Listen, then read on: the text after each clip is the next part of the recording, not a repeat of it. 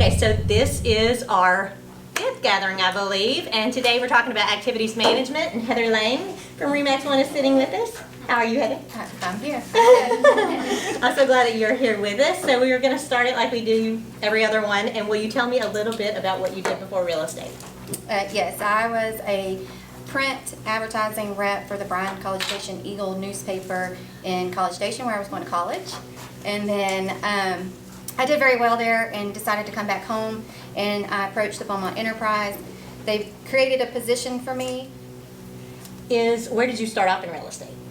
My stepdad was friends with Joy Williams from high school, and she was a top producing agent in the Mid-County area, so he called her, asked if she knew of anybody that was willing to hire an assistant, and she said she needed an assistant, so that's where it began, with Joy Williams.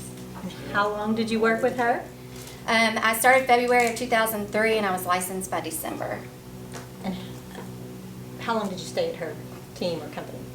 I stayed with Joy until Hurricane Ike hit, and she lost her house, and she moved to Lake Conroe area, and I basically bought her business. I kept her in all my advertising and gave her a referral fee, and she just gave me all of her clients, and that's how I built my business. Smart. That's awesome. So what led you to RE/MAX? So Sherry Phillips led me to RE/MAX. I went to go work for Sherry to be her sales manager and create a team. And basically her own office in the Mid-County area. And then I really liked RE/MAX. And then in 2016, my husband got his license. And so in 2017, I decided to go back into sales. And so I left and went back to American Real Estate, where I started. And the whole time I was there, I was trying to get my broker to be like RE/MAX. And so in 2020, I decided to get our own office for the team because we were too tight in the American office. And I reached out to Charlie to read my lease to make sure that it was proper instead of my own broker. And then I went, why should I try and make somebody be RE/MAX? Why don't I just go to RE/MAX? And so that's where it all happened. I met with Kristen and then Charlie. Good comeback, Charlie. I know, right? It's Kristen. I was scared of Jason Lange. And what year was that? That hasn't been that long. That was 2020, right before the Awesome. pandemic. Yeah. Great timing. Yeah, really? It was great timing because we did everything on Zoom, and I got to know all the agents. Like, all we did was sit there all day and talk real estate on Zoom, and I got to Yeah, you and I met on Zoom for quite a while before we ever met. in built person. some relationships very quickly. Yeah, it's really cool.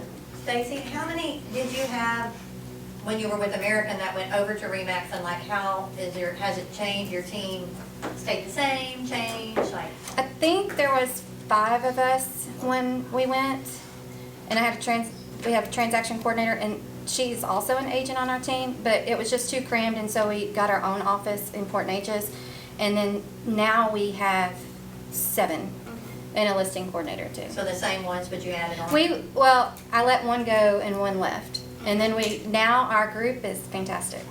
Yeah. Yay! It's like And 2 of them are here. I'm not just saying it because you're here.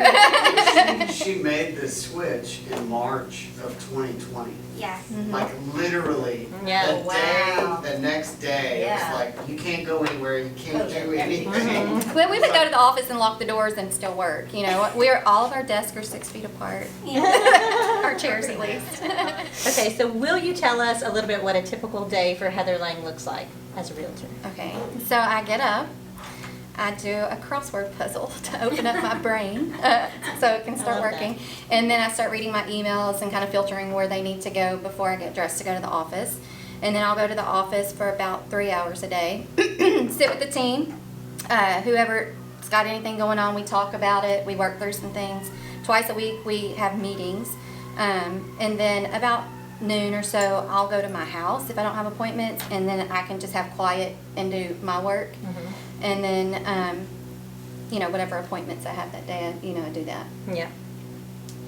So how many hours a day would you say that you invest in your business? On average, it's about 6, but that includes weekends. And, there's some, like I was just telling Mark earlier, I went 2 weeks working 10 and 12-hour days. And then I feel like 2020 and 2021, I worked every day. But on average, 6. Yeah. How did you arrive at that number, Heather? Was that always your intent? Like you knew kind of when you wanted to start and stop with those bookends of the day, or did that kind of come about as you realized what you wanted your day to look like? It came about when I realized what I wanted my day to look like, and when I started creating a lot of structure. Because before I would just fly by the seat of my pants, I was just chasing money. Yeah. And then I got this structure. How did that structure develop? I mean, was it some hard learned lessons that taught you that? Like, were you feeling just totally overwhelmed and then you said, okay, uncle? Or were you always somebody that said, this is what I want it to be, and then you just worked toward that? So when I started, I was 25 years old, and I didn't know anything about life really at that point, and so I really didn't know how to structure a business either. But when my ex-husband and I got a divorce, and I realized I needed an 8-to-5 job, I went to go work for Libby Mitchell, and Libby Mitchell, working with her, I was like, oh God, I'm not treating my business like a business. And so it was an eye-opener for me. I wasn't with her a long time, but it was an eye-opener for me, and I realized that I was able to do bigger things beyond myself. So I love that we are in tune because you never read my questions, but that was that just made me happy. I was like, look at that. She led you right into that, but I love it. And so what was it about what Libby did that made you realize that you needed to make the change in your business? Well, it wasn't necessarily everything she did. It was just the very first time I used a CRM was in her office, and I had been licensed for 12 years, and so it was a game changer for me. And so now everything is scheduled, and it's on my calendar. I look at my CRM every day. I see my running transactions. I see the people that need to be touched or whatever. And actually, I was working a CRM whenever I started with Remax, and I think I went crazy, and so I had to switch to another one. But anyway, it was a CRM that really changed things for me in getting my business all in one place, and then learning that I have to work through emails and calendars. So you'd say that that's the biggest tool in making you proactive as a realtor? I love that. What CRM do you use? Property base. Property base. Property base go. It's a good one for Which is connected to Back Agent. Yeah. It's the same company. So whenever you see your calendars, you check your emails first. Do you have a designated amount of hours that you usually are like, okay, from this time to this time is when I do my reach out or my touches or things like that you're talking about? It would be during my quiet time at home that I would do stuff, and then so I'm teaching the team how to set up drip campaigns, but for me it just works better because my people, I know them. They're not a cold lead. And so I reach out to them by text, or not really phone calls very often, but emails, or touch them on Facebook or something like that. And then we have things in our office like thank you cards, business cards, blank cards, birthday cards, sympathy cards. And so I pay attention to those things. And, like a handwritten letter goes a long way. Absolutely. I love that. So when you got your CRM, how much time did it take for you to invest in building it up to making it to that point that it really worked for you? Did it take a lot of time invested in that? Well, just creating the spreadsheet to upload all the columns to make it match and stuff. Yeah, that took some time because I did work off spreadsheets before that. Yeah. And I still have some spreadsheets, I'm sure y'all all know, but we keep track of production through spreadsheets. And then I do have like a running list of what our pendings are, option dates, all that stuff is on one spreadsheet, but I also feed it in through Back Agent onto my calendar, and everything's color coordinated. I love that you color coordinated, and you had said that the other day. So what all things do you track in your business?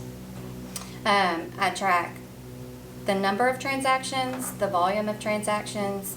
Like this year we're ahead money-wise, but we're not closing as many. And then I track where the business comes from. So in their CRM, they can put everywhere that it comes from, and then as an admin on the other side, I can see where the majority of that stuff comes from. So that's mainly what I track. I love that. So do you utilize that tracking to adjust or make adjustments to where you invest your money and your time? Absolutely. How often or frequently do you look at that and make those adjustments? I look at it probably quarterly, but I make the adjustments every 6 months because I feel like you have to invest in something for 6 months before you know if it's working or not. I love that. So what has been the thing that you feel like has been the biggest letdown that you thought would be something you invested in and really did not pay off? I've never done a billboard or anything like that.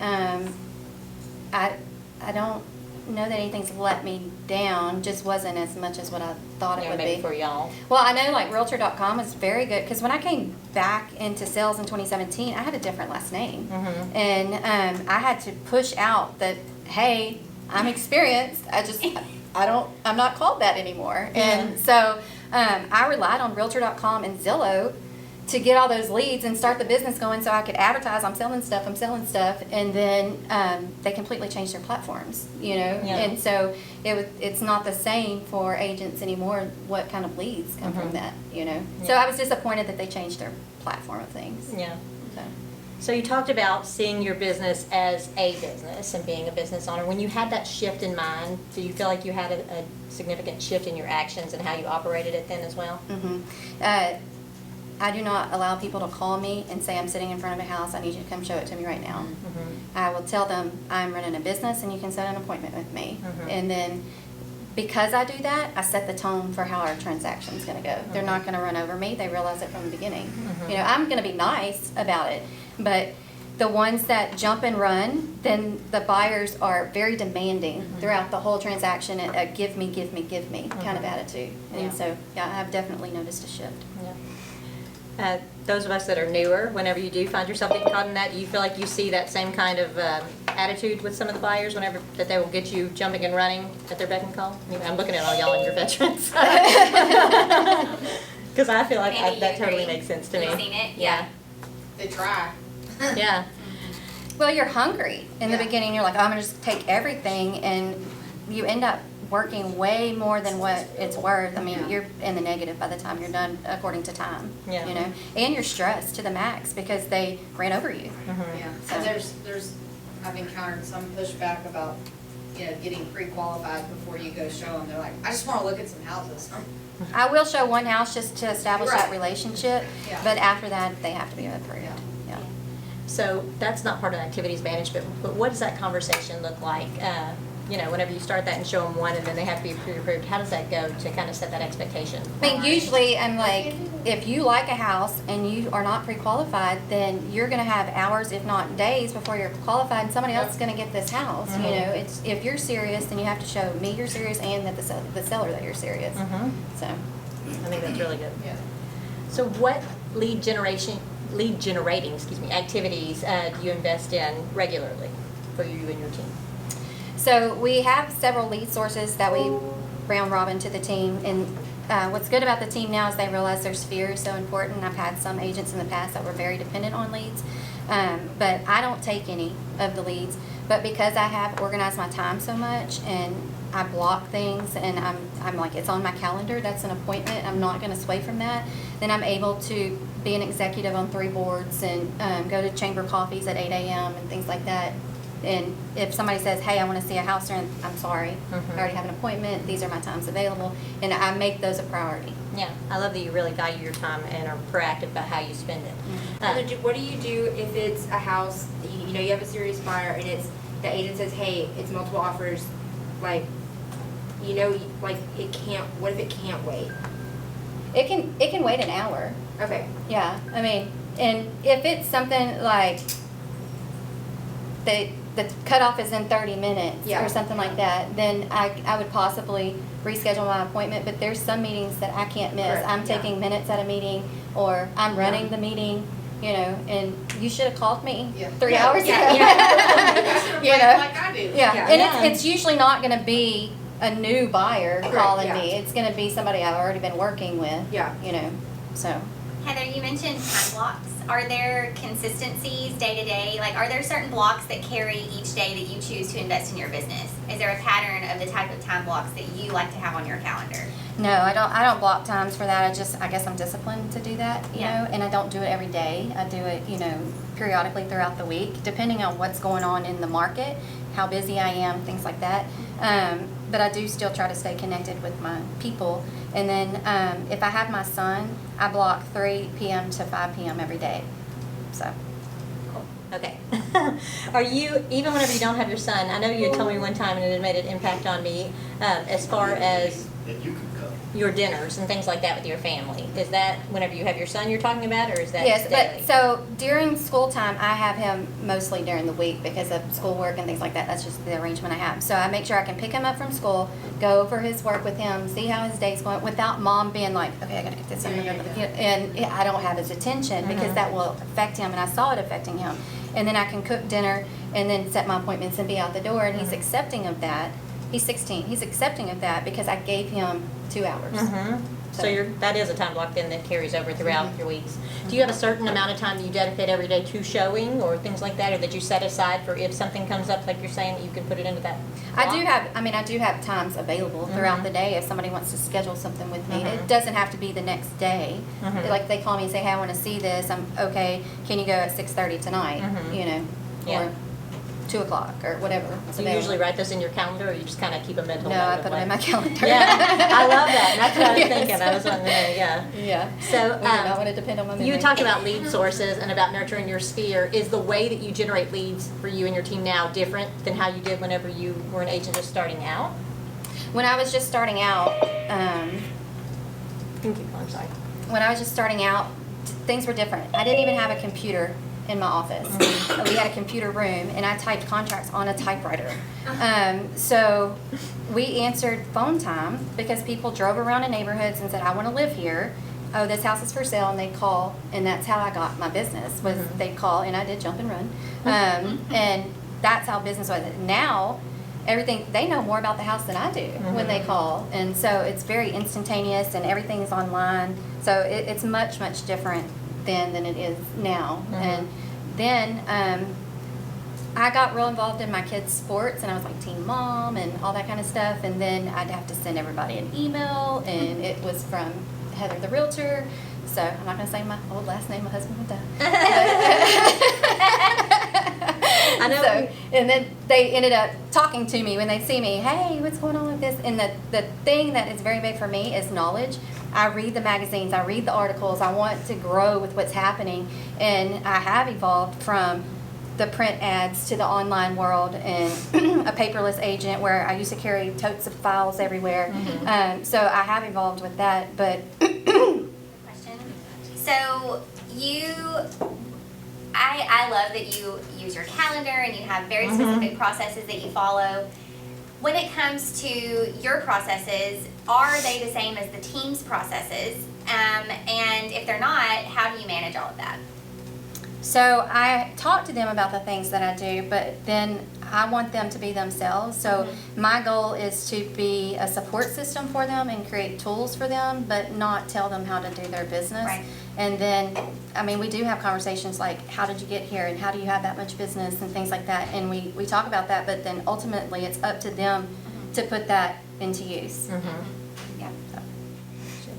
Can you tell us a little bit about some of the different ways that you do stay organized, as far as like checklists or things like that you and the team utilize? Speaking of that. Yes. Okay, so I have process checklists. I have the pre-listing checklist when somebody calls and says, hey, I would like you to come to my house. So there's a checklist of how you prepare for that.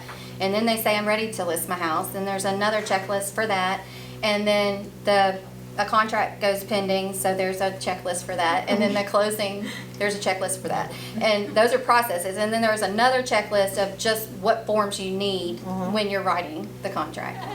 Well, and that was something I was going to say, is that you have developed a lot of these over time, but you are somebody that whenever I think of like abundant mindsets, and we talk about not holding on to it and not willing to share, you're someone that's always been very forthright, because I think I asked her for a lot of those too at the beginning, like, you mind showing me your cards? Well, I feel like it's good for the industry as a whole if we help each other, because if I'm holding on to everything that I have, then you're not growing, and you make me look bad whenever I'm out there. Yeah. You know, and so, I mean. But I like for the real. mindset. Yeah, absolutely. I think that's awesome. Okay, so how do you set your expectations for your team members whenever they come on like a new one? Well, I know their personality, and I know if they're a right fit. I've learned more along the way. There were some that I thought were a right fit that weren't. And I thought that I could change people, and sometimes you can't. Sometimes you can. But I mean, I tell them what I expect for production, a minimum, and then I can't tell. What's your minimum? It's $1 million. And so, because at least I know you're out there working. And then I don't tell them what they can and can't do, but I do tell them these are the expectations if you want to stay on the team. And it's just be a team player, basically. Just like behavioral expectations, you're saying? Mhm. Yeah. Yes, and like, And we all share the same zip forms. If you have a buyer as the same one that somebody has written a contract for in zip forms, if I find out you've looked at that folder, you're gone. You know, I am very, very ethical, and I think it should be an even playing field when it comes to working on your clients. Oh, that's maybe a question. Y'all all use the same zip forms? Yes, because whenever they write a contract, I review it, and the reason I do is so that I can look at the seller's disclosure, I can look at any previous inspections, whatever's going on with it, and then if they come to me later and say, hey, this house on this street, we're having this problem, I don't have to start finding out about the property at that time. I know from the beginning, and I kind of follow it all the way through with them. Wow. So. Love it. They may not. Dang, Heather. So Dana had brought up, I know in hers, about how she liked that you put your information in as to how to fill out page 10, and it's not the same as Dana's, it's a little bit different, but can you tell us, because it's kind of a simple way of doing it. Yes, so page 10 of the contract, we have one for each team member, and then if it's their listing, then it gets uploaded into the MLS doc, so nobody has a question of what goes in that listing column. But so it's just exactly page 10. It's filled page out, That's right? 10. smart. Yeah, but for each individual agent. Yeah, sometimes. How have you developed those? Was it by just, like you said, mistakes that you made and realized, oh, I caught that and don't want to ever do that again? Or how did all that come into place? Have you always just been really organized? Well, let me talk about Joy Williams. She had an erasable ink pen, and she would write contracts, and she'd go, "Oh, baby, that's wrong." And then after they signed it, and then I was like, "You can't do that. You can't do that." And then, or she'd go, "Let's just white it out, and we'll go make a copy." I was like, "You can't do that. You can't do that." And so I became her compliance department because I was going through school learning all the laws and stuff, and I was like, "Joy, you can't do that." "Oh, baby, it's fun. It's fun." That is my mother right there. It's not fun. Oh, it's fine. So, yeah. So did you start making those lists way back then, even for her, to keep Joy in check? Well, I had like small versions of list of things over the years, and then it's just, gone from there. But when you have a team, it completely changes everything because you want everybody to follow the same process so Yeah. that everybody's on the same page. Yeah. How far in were you before you decided to have a team? Was it that you just had these systems developed and so you realized, oh, I can start developing people with these? So when Joy retired, and I took over her business, Melissa White, who's with Remax, Joy wanted me to find her assistant before she retired. And so I said, well, here's Melissa. She just got her license, and I had interviewed her and everything for Joy. And then Joy talked like a sailor. And if y'all know Melissa, she's my little Christian friend. And so Joy came and said, baby, she's not going to work. She's too nice. And so whenever Joy retired, I brought Melissa in, and we became the triangle team of realtors. And our split was totally different. It was like she got 1% of everything. I closed our third, and I got 1% of everything she closed. But during that time, her kids were at a point where they were on vacation all the time, and I was working the most. And then it switched where I was getting a divorce, and she was working the most. And so that ended up dissolving, and then I didn't do anything until I created Sherry's team at that time, and I think that got up to 5 people. And then whenever I switched over to do our own team. So did you already have those systems in place to help develop those people? Yes, so when I was coming to Sherry's team, I was leaving Libby and went over to Sherry to do that for her, and then I was with her for about a year. So now, as you've grown as an agent and as a team leader, do you have a goal as you develop those people, like to try to get more time? I know we talked about how much you work. My goal is to spread to the Woodland Spring area. So I can be closer to my mom and still have the office here, and then maybe one of the agents in our office become like a sales manager for our team in Port Neches, and then have just be at the Woodland Spring office, have a little office there, not create my own team there. It would just be an extension. That's really cool. Heather, what happens, because you and I are very similar, like we know what our day is going to be because we have it on the calendar and we have our systems and processes. What do you do when something throws a big monkey wrench into it and everything kind of falls apart? I have anxiety. So I call my husband and fall apart. and then pick myself up and go, it's gonna be okay. And then I go and handle it. Yeah. So then you just move things around and then you just kind of, yeah, that's what I do. Yeah, I adjust, but it does kind of frazzle me a little bit. Mhm. Because I have anxiety, I have to be so structured. I don't Yeah. want to dig for things. I don't, you know, and it helps me deal with that. Yeah, helps you to calm the chaos a little bit Yeah. in real estate. And I think that that's so important, and that's something that we teach in here, which is something that I have to listen to as well because I have anxiety. But when you're not proactive and you are just jumping and running, it does make it so much easier to get caught up in that ball of nerves, you know what I mean, and be controlled by that. But if I get anxiety. too slow, I'm not happy being slow. Yeah. I have to be doing something. Yeah. So who has been your biggest influence in real estate? So Joy was initially my biggest influence, and then Libby Mitchell created the shift. Yep. That's awesome. So what do you feel is your biggest strength in business? I'm very self-disciplined. I'm tenacious, but I'm an easygoing kind of person. You know. I think that your curiosity and always delving in and learning more is something that, for me, looking at you on the outside, has always impressed me, because you do have such a wealth of knowledge, and it seems like you're always trying to learn more and dig into it. Well, my mom, she used to tell me, curiosity killed the cat, and I said satisfaction brought it back. I love that. I love that. So then on the flip side of the coin, you know, in the nature of always growing and improving, what is one part of your business that you would like to improve on? Improve. Or grow in? Oh, sorry, potential spam. Always. Improve my business. I don't know. Or just grow. I think when we had talked a little bit before, you were talking about time. Oh, yeah, then I'm a workaholic. Yeah. Yeah, I am a workaholic. And now you want to expand to the women. Yeah. I love it. But a lot of it's self-inflicted. I'm like, okay, well, I don't have any work to do today, so I'm going to see how I can get better, or what's the new technology. Like, I'm always, like you said, trying to learn. And so I think every single day in some capacity I work. Yeah.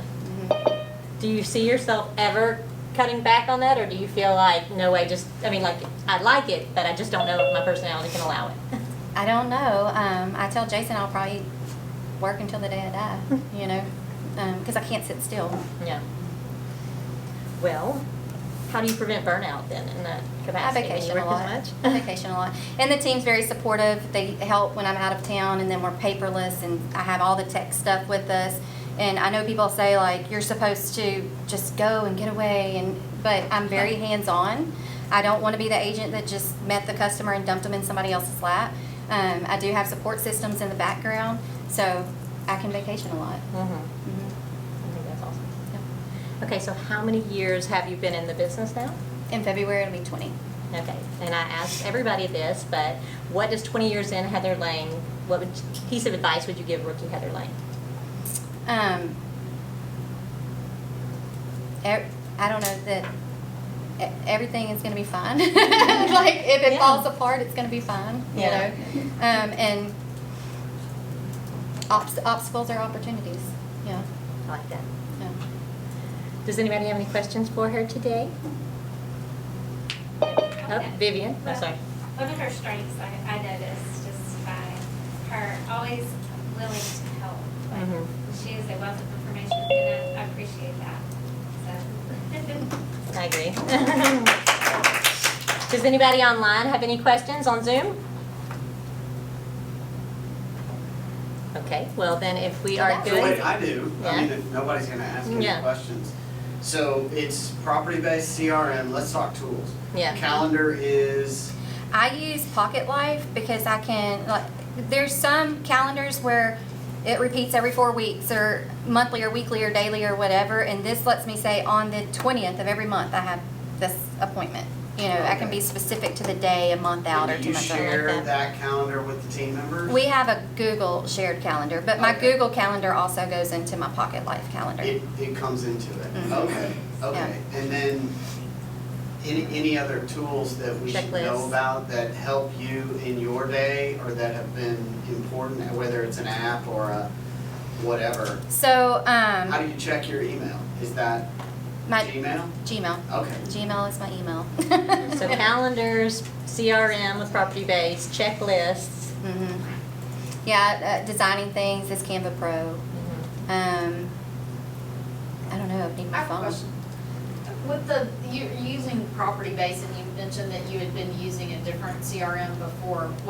How do you like property base? What do you think is really important when you're considering one, et cetera? So I started off with Top Producer and it was just me and it worked well, but then when I started having like team functions that I needed, round robin leads and things like that, or being able to be an admin, seeing what's going on, or pulling in MLS data, and the Beaumont board wouldn't allow Top Producer. So then I tried different ones from looking online, and I ended up with Property Base because it functioned the best for our stuff. And it, like, if I put something in Back Agent, it automatically puts it in to Property Base. And I can look at all my transactions in live time. If Melissa has closed something out, it's gonna show in Property Base that that's closed out. I don't have to work two different things. Yeah. Yes, I do have to go to Back Agent to upload all the stuff, you know, but I don't have to put an entry in here and then turn around and put an entry in there. And it has functionality where you can, set, I need to call this person back in 30 days or It 60 has days. tasks and events I've used a and all CRM that. in my previous But life, like a long time ago. It has drip campaigns. It has a dashboard where you can kind of see everything at a glance, and you see what you've posted on social media. You can post to social media from it, like your listings. You see your top leads, the ones that are in your system, their score of what they're doing. You can set them If up. they're and interacting with your stuff that you're sending them. we're a member of 4 multiple listing systems, and I have 3 of them linked to Property Base. And so I can go in and set my client up in Property Base and not set them up in 3 different MLSs. And then my dashboard is showing me, hey, this person's looking a lot, or I'll get a text. This person hasn't been on your site in 30 days and they're back. You know, so a lot of things like that. I can have shortcuts to certain websites that I use a lot. That's all there. You all can in text it. from it too, right? You can, but it's not your phone number. But when you call, it's your phone number. So if you're on your online version, which is not an app, it's the full functioning Property Base that you would see on your computer, you can call from that contact, and it's going to record that. It's going to put a note that you called that contact on that day. Were you gonna ask, Vivian? And is HAR one of the MLSs? Yes. Oh, okay. It's Har, Mid-County, Beaumont, and Jasper, right? for you? Yeah, but I don't have Jasper in there. Yeah. I just knew which ones you were because I booked you. So those are the same ones I considered, because I do Beaumont and Har, but not. Is the It just say- Jasper MLS that one that's through the Texas Realtors? Is that the one you're talking Yeah, about? TAR MLS. Yeah. Yep. Through the Texas Realtors. But it's also a Paragon system. Oh, it is? That's what I was gonna ask, is the functionality, because like, I can get around in Har fine, I haven't done anything major there, but I don't really wanna learn 4 systems. It's just the things that you can look up are different. Do you feel like since you transitioned to that MLS that it has improved your functionality overall of your business or your trackability or anything like that, that you're now more efficient? It saves steps. I mean, putting people in all these different places, it's like, oh my gosh, you know? And just getting in the habit of looking at your dashboard and seeing where you're at every single day. There's an agent on our team that's been there for 4 years, and she's also our transaction coordinator. And because she's looking at all the transactions every single day, she's my top producer. Really? And it's because she's in there and she sees it and she's thinking business every single day. I mean, they just came on and they're killing it, but you know, Dana's been with me for 4 years, and she does a very, very good job, and it's because she's in the business every single day. Yeah, Yeah. I think that's important. Who? Were you asking Dana who? What's Dana's last name? Burnett. Oh, yeah. Mhm. Well, that's awesome. I love it. Okay, anything else? Anybody? Well, Heather, thank you for joining us. We appreciate it so much. Awesome.